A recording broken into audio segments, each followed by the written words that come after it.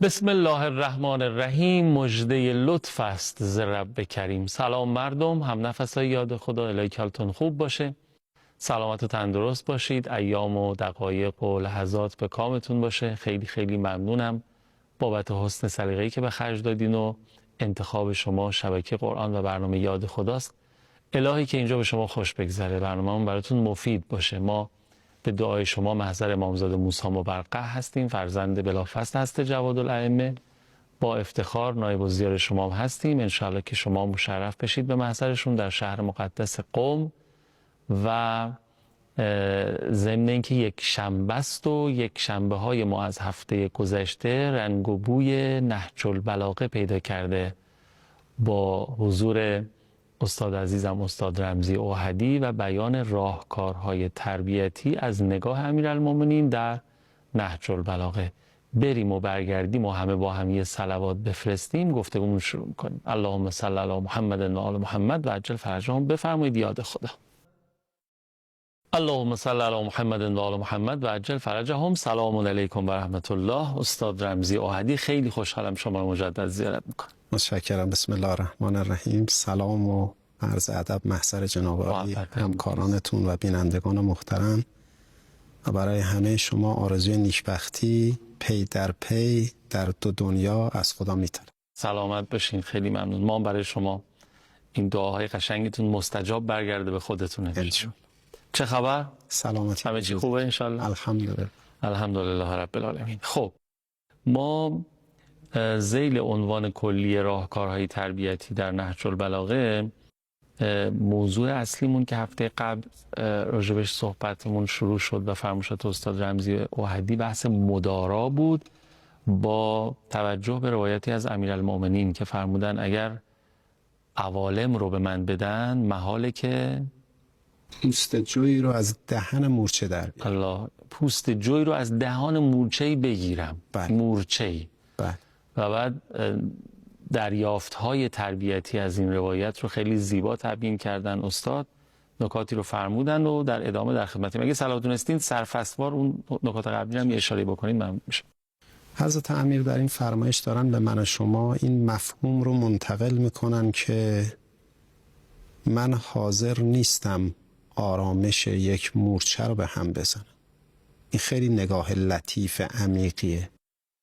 حضرت میفرمان من مقتدای شما هستم، خودتون رو با من تنظیم کنید. چرا؟ چون من امیر مؤمنانم، پیروی از من بکنید. من حاضر نیستم یه مورچه رو زجرش بدم. عرض کردیم تو جلسه قبل پدر مادرها با استفاده از کلمات نامبارک، البته بعضی از پدر مادر درگیر میشن با بچه هاشون، بعضیا با همسایه هاشون، بعضیا تو محیط فامیلی، بعضیا تو محیط همکاری. میبینید نمیسازن با جملات درشت. قرآن میفرماد قولوا للناس حسنا. کلمات دست نوازش داره. کلمات میتونه مرگ آفرین باشه، میتونه زندگی آفرین باشه. همین. ما با این کلماتمون، با رفتارمون بعضیا رو زجر میدیم. حضرت اینجا داره به ما تصویر میده. این کلام حضرت تصویر محوره. حضرت میگه نگاه کن، خوب تصور کن، من حاضر نیستم از مورچه بگیرم.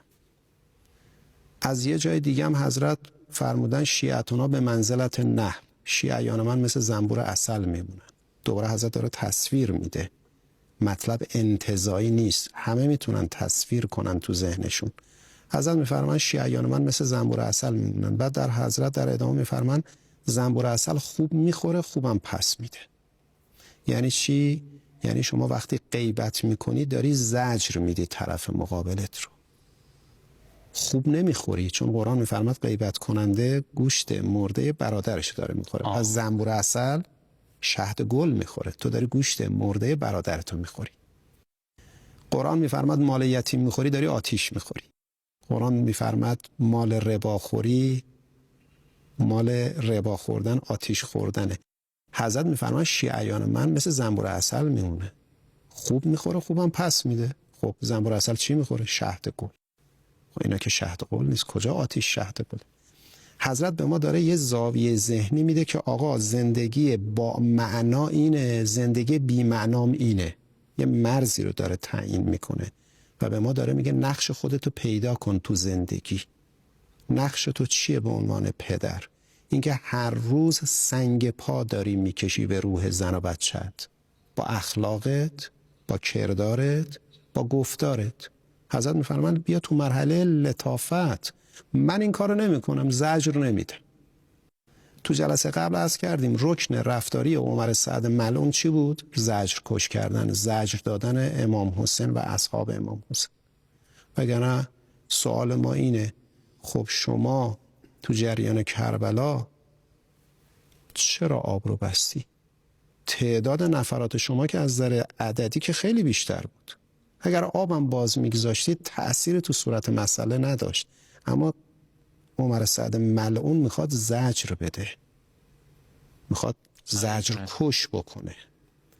خب حالا شما مثلا امام حسین علیه السلام رو کشتید، چرا دیگه سرشو به نیزه میکنید؟ میخواد زجر بده.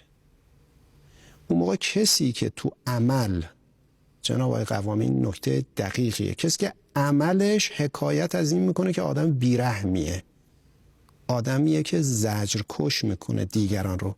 این وقتی میمیره میره پیش عمر سعد، پیش امام علی نمیره. کسایی که اهل چزوندنن، اهل نیش زدنن، اهل کنایه زدنن، اهل زجر دادن، به قول شما اینا توقع نباید داشته باشن بعدن با امام حسین هم مشهور بشن. بعد ببینید تو محیط خونه این یه جنایت خاموشه. ما خیال میکنم مثلا صدام جنایتکاره. بله صدام جنایتکاره، اما تو محیط خونه این جنایت که زجر دادن دیگران یه نوع جنایت خاموشه. چرا خاموشه؟ چون زن و بچه هیچی نمیتونه به این آقا بگه، میسوزه و میسازه. و این رفتار با رفتار مولا امیرالمومنین نمیسازه. حضرت به ما داره اینجا دستور تربیتی میده، میگه شما وقتی با زن و بچه اینجوری برخورد میکنی، زن و بچه دیگه از تو میگریزن. این رمیدگی عاطفی، گسسته عاطفی میاره. شما باید زن و بچه زیر بال عاطفی تو باشن، بایستی مرید تو باشن، باید علاقمند به تو باشن، باید روان اونها رو ملاحظه‌شون رو داشته باشی. احساساتشون رو داری تخریب میکنی. میدونید اونایی هم که متوسل به زور میشن همینا رو میخوان داشته باشن، منتها از راه غلط. فرمودین که زن و بچه مطیع تو باشن، پیرو تو باشن مثلا، و اینا نگاهشون به تو باشه، اونا هم همینو میخوان، منتها از راه غلط، از راه زور، اعمال قدرت، مثلا از راه همون زجر دادن، اذیت کردن.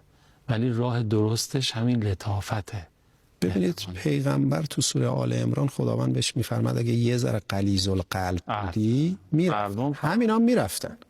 یعنی تو محیط خونت اگر یه پدری غلیظ القلب باشه، بچه‌ها دور این پدر میمونن؟ نه، ممکنه زیر این سقف مونن، اما اون رفتن و رمیدن عاطفی پیش میاد، رمیدگی عاطفی پیش میاد. اون موقع اگر این پدر، بخش گزنده بحث اینجاست، اون موقع این پدر هر چی به این بچه‌ها هدایت‌های تربیتی ارائه بده حرفش درسته، اما بچه‌ها نمیپذیرن. اینجا گسست عاطفی تو خونه رخ داده. پدر حرف درستی میزنه، بچه‌ها نمیپذیرن. چارچوب ستون تربیتی این خونه فرو ریخته. چرا؟ چون به این روایت امام علی علیه السلام عمل نکردن. حضرت میفرمان من از دهن یه مورچه پوست جو رو نمیگیرم، یعنی من یه مورچه هم زجر رو نمیدم. این دائما داره احساسات همسرش رو خراب میکنه، روح و روان او رو داره به هم میزنه، شکنجه عاطفی میده. خیلی هم از خودش متشکره، میگه من که پدر خوبی هستم، صبح میرم سر کار تا شب میام، برای بچه‌هام دارم پول در میارم. فقط پول موظف نیستی در بیاری، تو داری از نظر شخصیتی زخم روانی ایجاد کردی. اون زخم روانی گسست روانی و عاطفی تو خونه ایجاد کرده. این لایه‌های پنهان رو باید ببینی شما. خب چجوری میشه دید؟ اون نگاه لطیف رو امام علی به ما داد. من عرض کردم امام علی علیه السلام دارن میفرمند من حاضر نیستم پوست جوی رو از دهن مورچه بگیرم. تو جلسه اول عرض کردم این فرمایش حضرت تو خطبه 224 داره به ما نشون میده. حضرت داره به ما میفرماد، ما داریم میفهمیم که چه روح لطیفی داره حضرت. همینطوره. خب شما تو محیط خونه پدری که اینجوری داره نقش منفی داره، این روح لطیف رو از دست داده. این بچه ها جذب این پدر نمیشن، میرمن. خب رمیدگی چی به وجود میاره؟ هیچی. شما هرچی حرف درست بزنی، این دختر، این پسر، این همسر، حالا فرقی نمیکنه، یه وقت خانوم ممکنه تند باشه. خب این چه اتفاقی میفته؟ امام داره به ما اینجا میگه آقا من با مورچه این کارا نمیکنم، تو هم با زن و بچت این برخوردارو نکن، مراقب نقش پدرانگیت باش. این دستور تربیتی هست. مادر مواظب نقش مادرانگیت باش. رکن رفتاری تو باعث لطافت آمیز باشه، چون حضرت اینجا دارن با مورچه با لطافت برخورد میکنن. حضرت یه زاویه ذهنی رو به روی ما باز کردن که ببین من چقدر دارم لطیف برخورد میکنم، احساسات یه مورچه رو در نظر دارم، زجرش نمیدم. پس تو هم با بچت درست برخورد کن. لذا شما نگاه میکنید پیغمبر اسلام تو جریان مکه آقا یه شهر رو یه جا بخشید. آقا یه شهر رو یه جا بخشید. من گاهی وقتی همسرمو نمیبخشم. ببین چه روح لطیفی رسول الله صلی الله علیه و سلم داره، چه عظمتی داره این روح. یه شهری که این همه اذیتش کردن رو یه جا بخشید. الله. ما گاهی وقتی همسایه‌مون یه اشتباه میکنه نمیبخشیم. گاهی وقتی دامادم، عروسم، دخترم، خواهرم، خالم، خب ما تو محیطی داریم زندگی میکنیم که اشتباه توش هست. حضرت میفرمان که سعی کنید همدیگر رو زجر ندید. من یه مورچه رو زجر نمیدم. شاید برای شما جالب باشه، یه کتاب خیلی خوبی هست، جزء کتابای خوبی هست که در ارتباط با تاریخ جنگ صفین نوشته شده، ترجمه هم شده، نصر ابن مزاحم نوشته. تو اون کتاب میفرماید که جنگ صفین تمام شد، امیرالمومنین دستور داد خیمه ها رو جمع کنن. حضرت ملاحظه فرمودن، دیدن که بالای یه خیمه یه کبوتری لونه کرده. حضرت فرمود خیمه رو جمع نکن. به هم نزنید خونه و آشیانشو. چرا آشیانه روان بچت و همسرتو به هم میزنی با کلمات درشت و تلخ؟ بعد حضرت تو صفین معاویه آب رو روش بست. حضرت آب رو گرفت، برای معاویه آب رو باز کرد. یعنی چی؟ این پیامش چیه؟ حضرت داره میفرماد معاویه بد کرد ولی من بدی نمی کنم، من خوبی میکنم. اگه قراره بجنگم درست میجنگم. ببینید سپاه معاویه وقتی این حرکت حضرت رو دید، از حضرت امنیت روانی دریافت کرد. فهمیدین آقا روان طرف مقابلش رو به هم نمیزنه، درسته دشمنشه اما غضب‌آلود باش برخورد نمیکنه. تو جریان جنگ احزاب اون طرف خیلی گستاخی بی تربیت خاصی کرد، آب دهنش رو تو صورت مولا انداخت. حضرت به هم نخورد، امنیت روانیش به هم نخورد، خشمگین نشد. ببینید اینا درس‌های تربیتی از زندگی حضرت مولا امیرالمومنین. ما گاهی وقتی پشت چراغ قرمز طرف یه بوق میزنه، امنیت روحی و روانیمون به هم میریزه. آقا شما بوق نزن، شما به هم نریز. هر دو تا پیام رو بله بله. ولی اون کار اشتباه او مجوزی برای کار اشتباه من نمیشه که. بله همینه. میخوام به دقت شما فرمودید. حضرت داره به ما میگه آقا وقتی یه مورچه رو به همش نمیزنی، نتیجه و خروجیش چی میشه؟ نتیجه و خروجیش میشه نشاط روحی. آقا تو این خونه همه نشاط دارن، همه سر حالن، همه حالشون خوبه. میدونید چرا؟ چون طرف نشسته پای خطبه 224 حضرت مولا امیرالمومنین. حضرت میفرمان من یه مورچه رو آزار نمیدم. این آقا این خانم متوجه شدن آقا این بچه ها رو نباید آزارشون داد. بله بچه اشتباه میکنه. نتیجه دریافت هایی که از این روایت داریم میشود نشاط روحی. نشاط روحی. این اینجا نگه داریم اگه موافق باشید. بله. یه فاصله بگیریم برگردیم و بیشتر راجبش از شما بشنویم. بفرمایید هاشم.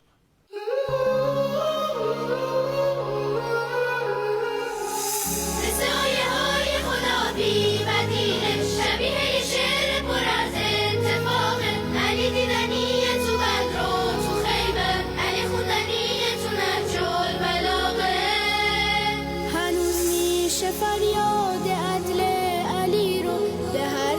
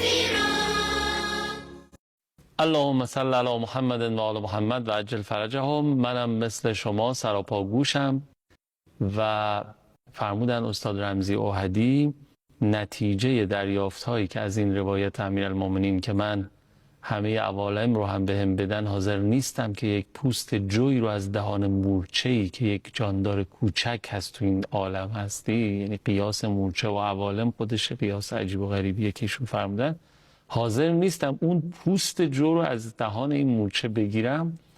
دریافت هایی رو که فرمودن تا به حال تو این دو برنامه گذشته میفرمایند نتیجهش میشه بهجت، شادمانی، سرور. آره بله در خانواده. بله، شما وقتی که تو محیط خونه با کلماتتون، با رفتارتون و گفتارتون درست عمل بکنید، هر روز یک حرف زیبا، دلکش، قشنگ نسبت به اعضای خانواده به کار ببرید، اون خانواده سرحال میشه. مثلا میگم بچه از مدرسه میاد میگه سلام مامان. مامان تو آشپزخونه است، میگه بگو ببینم امتحانتو چه کردی؟ ایو آقا جواب سلامش اول بده. بعد مثلا بچه حالا امتحانش رو کم کار کرده، کلی چغلیش و شکایتشو پیش باباه میکنه، بابا هم ناراحت میشه، تند میشه. خب ببینید این فضای ملتهبیه. وقتی آب گل آلوده که نمیشه ماهی گرفت که، اصلا همه چی به هم خورده. شما فضا رو آروم کن. وقتی فضا آروم باشه، وقتی گل این آب ته نشین شد، همه چی رو میشه قشنگ دید. ولی ما وقتی بچه‌مون رو به هم میزنیم، امنیت روحیش رو سلب میکنیم. این خیلی دقت نظر میخواد که این امنیت روانی رو ایجاد کنیم. شاید برای شما جالب باشه آقا، رکن موضوعات روانشناسی در جهان بحث آرامشه. چجوری آرامش رو به دست بیاریم. بعد تو حاشیه این خیلی دیگه مطلب پرداختن. 1400 سال پیش تو قرآن و احادیث ما اومده. مولا امیرالمومنین شبی که ضربت خوردن، وقتی رسیدن در خونه به امام حسن امام حسین، با اینکه حالشون خوب نبود، گفتن منو بگذارید زمین. گفتن آقا چرا؟ گفت میخوام بچه‌ها تو خونه منو با این وضع نبینن. یعنی امنیت روحی اونا رو من ملاحظه‌شون رو دارم، به هم نریزن. ببینید چقدر لطافت داره این رفتار. کجای همچین رفتارهایی رو ما میتونیم پیدا بکنیم به غیر از این خانواده؟ حواسمون اصلا به این چیزا نیست که بچه الان چی میخواد بشنوه، چی میخواد ببینه. یعنی ببینید ما وقتی ریز میشیم میبینیم که مثلا تو جریان کربلا همینا با یه شکلای عجیب ترش هست. مثلا الان سواله آقا حضرت علی اکبر میخوان برن میدون، امام حسین علیه السلام و حضرت علی اکبر خب میدونه میخواد بره شهید بشه، نمیگه آقا من عاشق شهادتم میخوام برم میدان دیگه ولش کن همه چی رو. نه، همه چی رو سر جاشون میبینن و با لطافت برخورد میکنن. همون لطافت رفتاری امام علی علیه السلام تو جریان مورچه و پوست جو و گرفتن از دهن مورچه. ببینید چه روح لطیفی داره. حضرت میفرمان من مورچه رو اینجوری آزارش نمیدم. حضرت علی اکبر میخوان برن میدون، امام حسین میفرمان برو با اهل خیام خداحافظی کن. ببینید چه درک حسی قشنگی داره به ما میده حضرت. حضرت نمیگه حالا بابا ولش کنه ایشون میخواد بره شهید بشه، با زن و بچهش با اهل خیام خداحافظی نکرد دیگه این عاشق خداست دیگه، میخواد بره ولش کن دیگه. ماست خداحافظی ها خودش یه مراسمی بوده. بله. یعنی که قشنگ وقتی یه چیز حالا هر کی اون بابای جنگ آقا برو ولش کن برو. بله مثلا من عاشق خدام ولش کن. ببینید توی فضای سخت، خشن، سنگین، جنگی، نظامی، حضرت داره به ما درک حسی میده. میگه آقا به احساسات خانمایی که توی خیمه نشستن پاسخ بده، برو با اینا خداحافظی کن. و به حس و درک حسی بانوان احترام میگذاره حضرت. ما متاسفانه تو بعضی از محیط‌های خانواده اطرافیان و دوستان و همسایه ها اینو میبینیم. خب با کلمات زیبا میشه صحبت کرد، با کلمات دلکش میشه صحبت کرد. الان حدیث کسا رو من برای شما مرور کنم. تو حدیث کسا چقدر لطافت خوابیده. این همین لطافته که حضرت ارتباط با مورچه و پوست جو و اینا میفرمان من لطافتم اینجوریه، پوست جو رو نمیگیرم از دهن مورچه. امیرالمومنین میفرمان شما نگاه میکنید امام حسن وارد منزل میشه، حدیث کسا رو دارم میخونم با نگاه تربیتیش. حضرت وارد منزل میشه، سلام میکنه، میگه سلام مادر. حضرت زهرا اگه میگفتن علیک السلام، کلام منعقد شده بود دیگه، تمام. شما یک کسی بهتون میگه سلام، شما میگه علیک السلام. بعد میبینید حضرت دارن اضافه پیرایه بندی کلامی میکنن. این کلمات نشاط میده، حیات میده، انگیزه میده، تو محیط خونه رغبت و همبستگی عاطفی ایجاد میکنه. حضرت میفرمان سلام علیکم یا قرة عینی و ثمرة فؤادی. سوال تو سوره مؤمنون از صفات مؤمن اینه که عن اللغو معرض، حرف اضافه نمیزنه. خب پس چرا حضرت زهرا اینجا دارن یه حرفای اضافه رو میفرمن؟ اینا که اضافه نیست. حضرت زهرا هم که الگوی ما هن. 140 آیه تو قرآن برایشون نازل شده. بنده نشستم جمع کردم 140 آیه سوره کوثر رو نمیگم، اما 140 آیه برای حضرت زهرا تو قرآن ما داریم. یعنی الگوی ماه. حضرت میتونستن به امام حسن بفرمان که علیکم السلام پسرم ولدی، ولی حضرت دارن جملات دلکش میگن، میوه دلن. ولی اینا شیرینه. یعنی ببینید به این کودک با این کلمات ایشون داره شوک عاطفی میده. حالا یه بچه‌ای وارد منزل، البته همین رفتار رو حضرت زهرا صلوات الله علیها برای مولا امیرالمؤمنین هم داشتن. وقتی وارد منزل میشدن هست دور حضرت میچرخیدن، خیر مقدم میگفتن با جملات زیبا، جوری که مولا امیرالمؤمنین فرمودن من وقتی وارد منزل میشدم غم‌های عالم از دلم میرفت. ما چند تا کاشف کرب داریم در اهل بیت. یکی حمزه سید الشهدا صلوات الله علیه که غم‌ها را از چهره رسول الله میبرد. یکی حضرت ابوالفضل صلوات الله علیه، یکی حضرت زهراست که غم دل امیرالمؤمنین. میدونم حضرت زهرا پول میداد به امام علی یا نه، با زبان شیرین و لطیف. برگشتیم به نقطه اول عرایزم، لطیف دیدن و لطیف گفتن. خیلی خوب. اهل لطافت بودن، لطیف دیدن، لطیف گفتن. خدا روزی کنه. آره، به برکت دعای شما و راهنمودهای شما انشاءالله. خیلی استفاده کردم. عوامل نداریم. سلامتی. مخلص شما هستیم. زنده باشید. خیلی ممنون که تا پایان برنامه خودتون رو تماشا کردید. مراقب خودتون و خوبیاتون، لطافت هاتون، لطیف دیدن هاتون، لطیف شنیدن هاتون، اهل ظرافت و لطایف بودن هاتون باشین. برای ما هم دعا کنید. یا حق. خداحافظ.